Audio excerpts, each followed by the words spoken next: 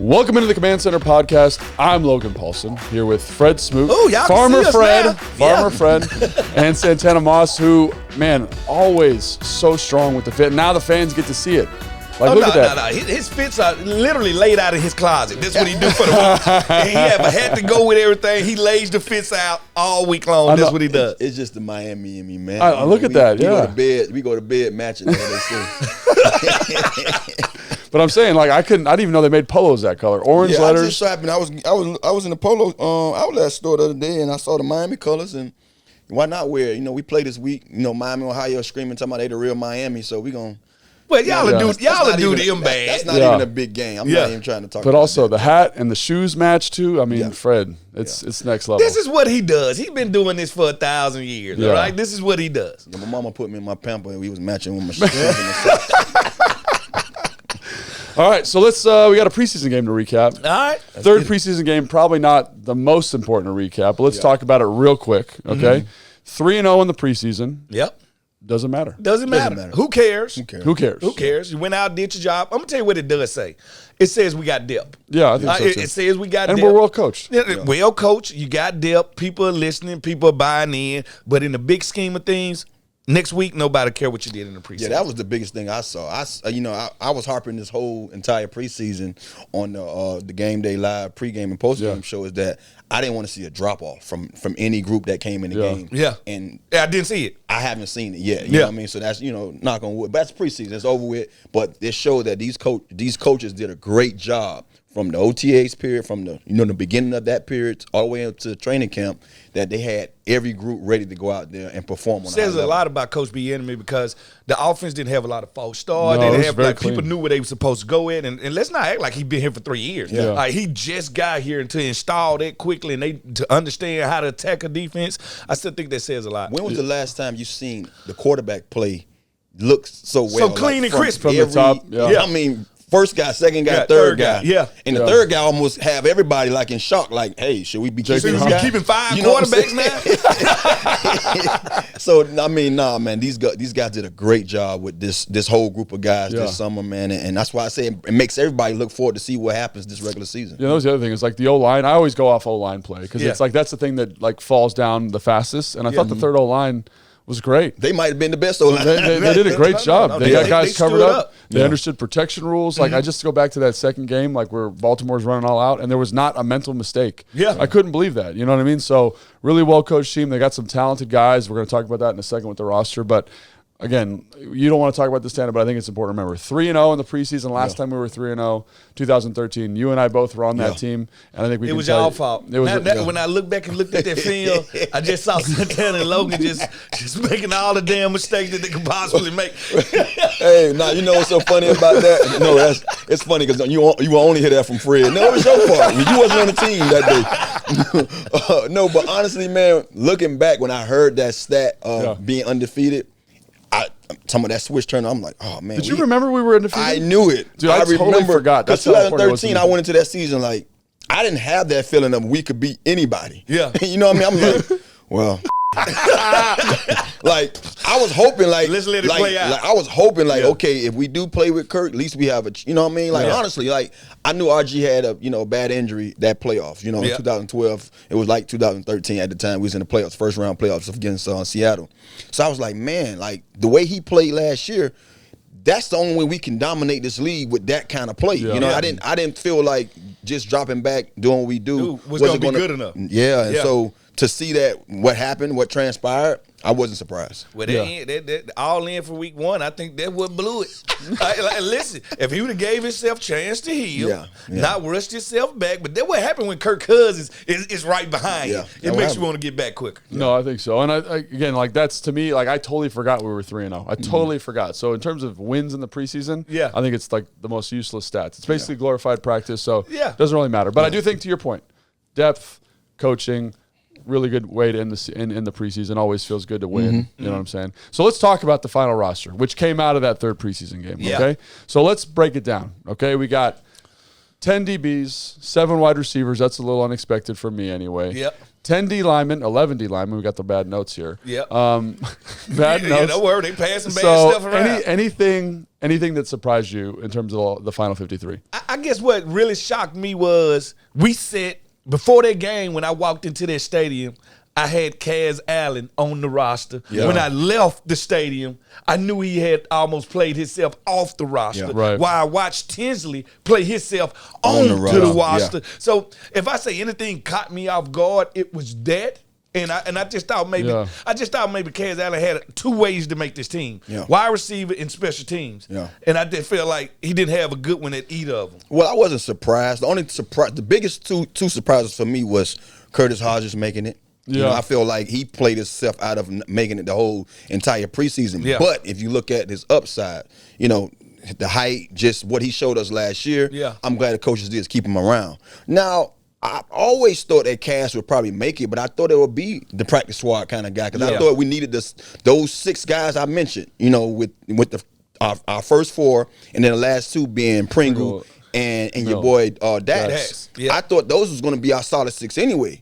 And then now you see that, you know, Tinsley fought his way up to be that 7 guy. Yeah. I thought we was going to keep 2 guys. 7 and 8th guy might be the practice squad guy. Yeah. Tinsley, I don't think Tinsley will, you know, crack that group of playing 53. Unless somebody goes down, you know, or he just playing out of control through practice and coach said we need to see this guy on the field, you know. I still feel that we still have room to bring Cass in. We might have another receiver. Well, they said the roster is fluid, and that's the way you want it to be because you don't know who's gonna get cut off for other teams. You don't know what you need to inject, so you know it's a fluid situation. Yeah, and I think this is a really good like kind of case study of like training camp and you know the preseason games, right? Yeah. So what I mean by that is like. Kaz started off super hot. Yeah. Started off really hot. Looked like that dude. Kind of cooled after the Baltimore week and kind of had been steadily hitting a regression. Yeah. Mm-hmm. While Tinsley and Bryson Tremaine kind of went the other way. It was like they were like planes taking off, you know? And I think like I can't tell you how many times I've seen guys start the offseason hot and then kind of fizzle out. Like where you say, oh, that guy's going to make it. He's going to make it. And then it's just like it's the last 2 weeks of camp. If you're showing out in those periods, like you're probably going to make it. You know what I'm saying? It's the last taste you leave in somebody's mouth. Let's just be honest. Yeah. You're only as good as your last performance. And his last performance said, no, not right now. It's also when you're most stressed, though, too. Like you're the most stressed out. And I want to see how you are when it's like a little bit stressful. When the pressure is on. I left that game saying that was just him being in his own head. He did it to himself. He heard the hype because that's one of the things about being in our shoes. You have to know what you can do and what you can't do. So I was a guy that I didn't never want to listen to nothing good or bad about myself because guess what it did? It bothered me. Yeah, both that's a great point. Yeah. Both of them. You know what I mean? I know who I am. So I don't want to hear Tanner is the greatest since, you know, and I didn't want to hear, he sucks because now I'm mad that I suck to you. Yeah. And then as the greatest, I'm like, you putting this much pressure on me. Yeah. So what I always do is just say neutral. I'm going to stay something. I'm hiding. Don't show me it. Don't show me the press. Yeah. Don't let me come down them stairs. And like my homeboys always said, man, when I walk downstairs and they got ESPN on, they would switch it because they knew I didn't want to hear the talk. So I think he heard it. I think he drunk the Kool-Aid. He was like, hey, man, damn, I made it. All I got to do is finish. And he went out there. Look, dropping the receiver balls, dropping those catches, you know, I don't think that weighed on him. But when I saw him that punt, I said, that's what we want you for. That's what we want you to be sure-handed there. Yeah. Because if you do this well, you can make the team as a receiver that we'll develop you as a receiver. You know what I mean? Play a lot, we would develop you there, you know? But see, I think the thing is, too, he was always this high school and this college, he had this nostalgia behind him. You got to realize, I think he scored 75 touchdowns in his senior year of high school. 75 touchdowns. I know guys ain't did that in their whole career. So at the end of the day, he was one of those guys that a lot of teams wanted to bring into camp and figure out what can I do with him, how can I do it. But you said the maturation of the offseason, the preseason, and things come. Once it comes to this date, who can help us win? What I told you about Dax is why he will always, like, especially with the group of guys we had around him. Yeah. He just, man, you can't deny what he does on the offensive side of the ball. When he needed to make a play, that third down, he came across the middle, got smacked in the face, caught the ball. You know what I mean? And that's what you saw from him from day one. So I've always believed in him at that. Now, I hope seeing what we saw with the young kid, Cass. Yeah. Dax grow a couple of and say, look, I got to take some. Chances. I've heard the chirps about me, so I need to go out there and do something with this ball at punt return. Yep. Don't be crazy. Take what they give you. I've always been take what they give you. If they give you a lane, go run with it. You know, get us 10 yards. We not asking you to go score touchdowns. Now, if it's there, not go score a touchdown. Well, the thing about it is he catches the ball very well, punt return. But the best punt returners to me catch the ball going forward. Yeah. They don't wait on the ball. Yeah. They usually get deeper than the ball and start to come up as the ball comes. I think if he gets that running start, because I don't think he's good from 0 to 100. No. But if he get that running start, I think he can really make It's not even about the run style. I don't want to spend too much time on this. It's just about understanding your leverage. Guys come downfield in the punt return. Punt returners has the advantage because they come down like a bat out of hell. Yeah, they a million miles per hour. You got to, for sure that my flyer, he don't even have to have that guy blocked. Just get in his way. Yeah. Because now these other guys, I got to be real shifty to know, because they big guys. Most of those guys in the inside are big guys. They're linebackers and guys who special teams demons or guys who's second or third on the roster, playing. Like Logan Paulson's out there covering that. So now just use your leverage. I can break Logan Paulson down. Definitely break him down. Yeah, but so he just had to know where his leverage at, man. But I'm just happy. I wasn't too surprised with everything that we have. Yeah. I think those two guys. I love the way Tinsley just progressively, found his way on the roster, and then I'm just Curtis better go out there and pray to the gods, because boy, someone sees something. Well, we see it too, but when you have a preseason like he did, it's not likely to get on a team. Let's just talk about Curtis for 1 second, because you mentioned him. So I think when you get a guy who's 6'8", 240.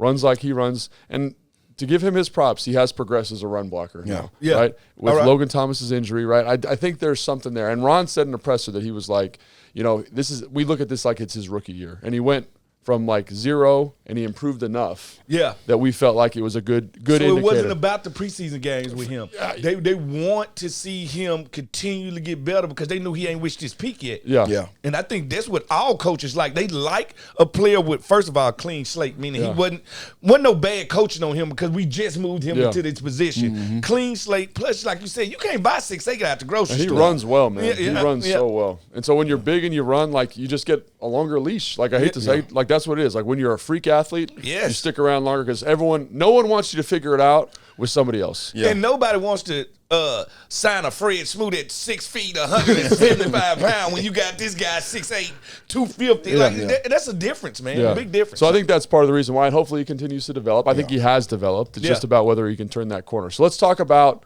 kind of some little games, right? Our producer came up with, like, who earned it, show me something, and built for success. Ooh. Okay? All right. So let's talk about who earned the spot. Like, who your guy, like, man, I'm proud of that guy. They grinded. They made it happen. Yeah. If you want, I can go first. All right, go first. To me, it's Chris Rodriguez, man. Like, Chris Rodriguez, because everyone, like, EB in his first press was like, Chris has to earn the spot. Yeah. We got Jonathan Williams, we got Patterson, guys who've been around, who played a lot of NFL football, and he had to show that he could do it. And I felt like he came out with a really high yards per carry, very physical running style, great in protections, and was like, I deserve to be the third guy. And I think he went from, like, a guy that is going to be on the roster to a guy that we're going to get touched to. Yeah, he's going to get some touches, and I think that's warranted based on how he ran. So he's a guy that I look at and I say, he, through the preseason games, because, again, he didn't look great with the pads off, because that's not who he is. Like, he's a guy, you put the pads on him because a different dude, and just became, like, that powerful runner that, like EB seems to like. Like, I look at Isaiah Pacheco, like, he's got that skill set. So he's a guy that I thought, man, you earned that. Good job. I've got to go with rich homie Quan Martin. I thought Quan Martin earned it because we put a lot on his plate. Yeah. We said, we need you to learn nickel. We need you to learn corner. We need you to learn free safety. We need you to learn strong safety. Like 5 positions they asked this kid to learn. And he started out pretty slow, but I watched him. I watched the game and the maturation slow down in his helmet. I watched him start to go out there and make plays. So I felt like Quan really came along and progressed from the first day I seen him at practice to the last day I seen him at practice. He got better. And even on that play he made that interception on, he was beat. Yeah. He kept going and kept making that play. So his resiliency, I think, really said he earned it. And it's to a point where do you play him? Because we got him checked as a safety, but he can play corner. So I just think he one of those people that really went out there, and I felt like they challenged him.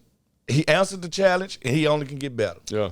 My guy's going to be Khalid Hudson. Oh, all right. Why is that? I mean, honestly, when you look at what he did that last game last year against the Cowboys, everyone said, yeah, we knew he has this in him, but it's not consistent enough for us to say we want to put him here and keep him here long term. Yeah. But our style of defense, the way we play our linebackers, I think he fits the mold. Yeah. Because he's an ex safety. He's a guy that's he's an athlete. Yep. But what we saw from that moment to now is excuse me, he steady shows up. Yep. He's been showing up the whole time. Yep. So when you have a guy that can play the special team the way he can play it, you have to find a way to put him on the field.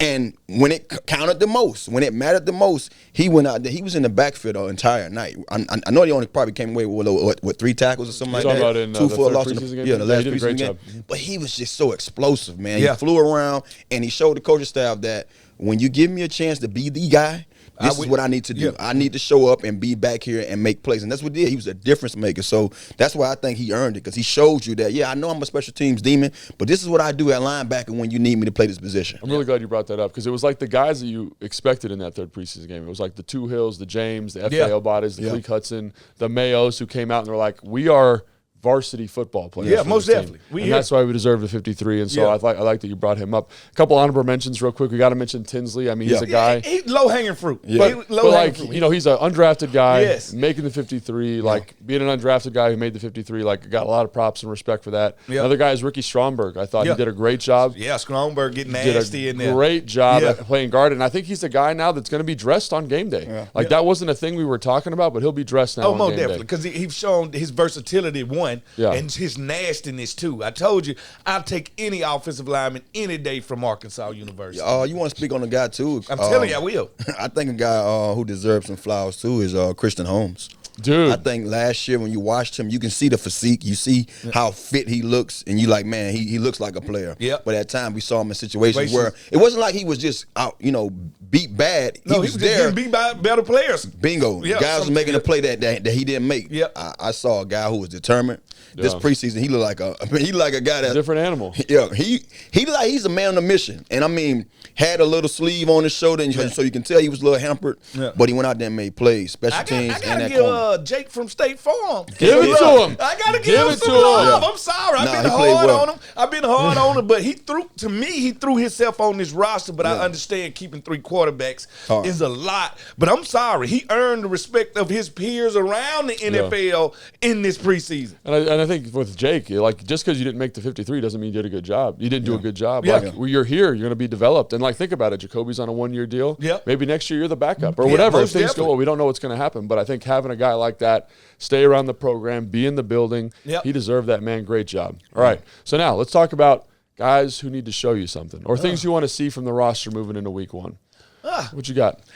Tight end position as a whole. Yeah, I think so. The tight end position as a whole, with a real tight end, please stand up. Okay, all right. Let's calm down now. Somebody got to be the lead dog in there. And we know the one thing about ability. Dude, tell this man to calm down real quick. The best ability is availability. Okay.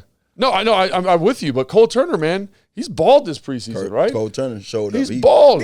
Say the last words you just said. Preseason. I get what you're saying. I get what you're saying. I get it. But like I'm saying, I look at that and I say, like, I thought you were going to talk about is Logan Thomas healthy, because I feel like Cole. That's where my availability came in. Yeah, I feel like Cole has stepped up and been like, I deserve a bigger role in the offense. Yeah. Every day he's been super consistent. Bates is Bates. Like, where is John Bates? Because John Bates stood out last preseason, and I have seen nothing from John Bates. In terms of catching the ball, or what are you talking about? But he's a Logan type tight end. Like, don't get me wrong, I'm not trying to, and there's no flack on Logan. I'm just saying that they use him to block a lot. You know what I mean? Like, every now and then he gets the opportunity to catch the ball, and he can catch the ball well. Yeah. He had that one he dropped early in the preseason. He usually catches the ball. But he catches the ball. He's a sure-handed tight end. So I think he's just one of those guys that's not used to be, that type of tight end. Well, I just think that position as a whole, somebody has to say, it's me. Yeah. And I want to see, that's the position that I say got somebody to show me. What about you, Logan? Show me something. I agree with the tight ends. I would say offensive line. I want to see what I was going to say the same. But again, I think they did a really good job in the preseason. I think they got better. I think you look at that Baltimore game. I like the way EB's calling games to help those guys with protection. Cornelius Lucas has got to be the best swing tackle in the NFL. Whatever you need me to do. That's what Lucas says. Yeah. And Gates, man, I love that. Oh, pure nasty. So what the guys got to show up for me, and I didn't want to cut yours off. The linebackers.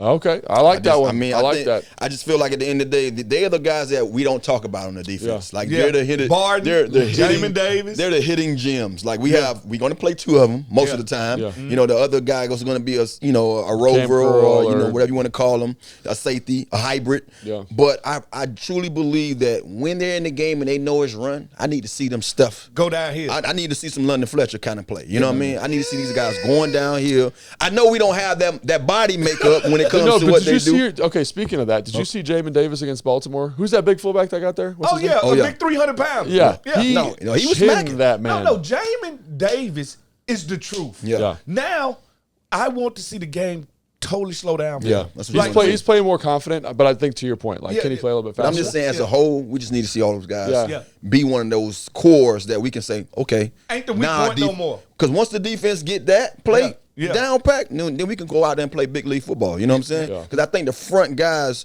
that's where we're missing at. We're missing in the middle. Yeah. You know, you got to have those guys sharper than the guys in the back end. Hey, you know what I mean? Oatmeal cream pie ain't good if the cream ain't in the middle. Then it's just oatmeal cookie. I'm just being honest.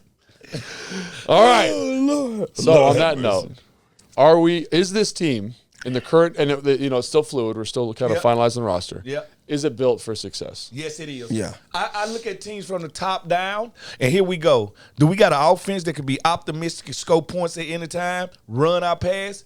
Yes, we do. Do we got a special team that can be special? We got one of the best punters in the league, and Joey Slye will kick you in the eye. All right, so at the end of the day, we got special team. All right, still to be determined on the return side of it.